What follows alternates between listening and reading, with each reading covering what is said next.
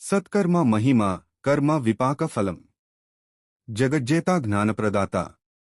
మానవులకు స్వర్గం, నానా ప్రకారాల భోగాలు, సుఖం, రూపం, బలం, బుద్ధి, పరాక్రమం వంటివన్నీ పుణ్య ప్రభావం వల్లనే సమకూరుతాయని విన్నాను. ఎలాగైతే విష్ణువే విజయుడవుతాడు, అసురులు కారో, అలాగే ధర్మమే గెలుస్తుంది, అధర్మం కాదు. సత్యమే నిలుస్తుంది, అసత్యం కాదు. క్షమయే సుఖాన్నిస్తుంది, దేవునికి దగ్గర చేస్తుంది. క్రోధం కాదు అని కూడా పెద్దల ద్వారా విన్నాను. ధర్మో జయతి నా ధర్మః, సత్యం జయతి నా నృతం, క్షమా జయతి న క్రోధో, విష్ణుర్నయతి నాసురః. సుకృతం వల్ల శుభం కలుగుతుందటారు స్వామి.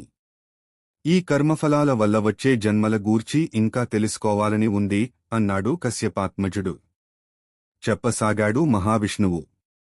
ఓయి పక్షీంద్ర, ఈ లోకంలో ఆత్మజ్ఞానులకు శాసకుడు గురువు, దురాత్ములకు శాసకుడు రాజు. గుప్తరూపంలో పాపాలు చేసేవారికి శాసకుడు యమధర్మరాజు.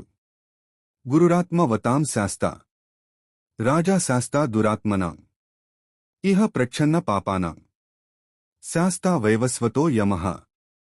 పాపాలకు ప్రాయశ్చిత్తం చేసుకోకుండాగాని చేసుకుని మరల పాపాలను చేసిగాని మరణిస్తే ఆ జీవికి అనేక ప్రకారాల నరకములలో పడవలసి ఉంటుంది.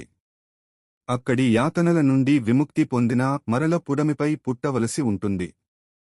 ఏ పాపం చేసిన వాడికెటువంటి జన్మ వస్తుందో ఇదివరకే విన్నావు కదా. తన ధర్మము తాను పాలిస్తూ మంచిగా ఉండేవాడు ఊర్ధ్వలోకాలకు వెళతాడు.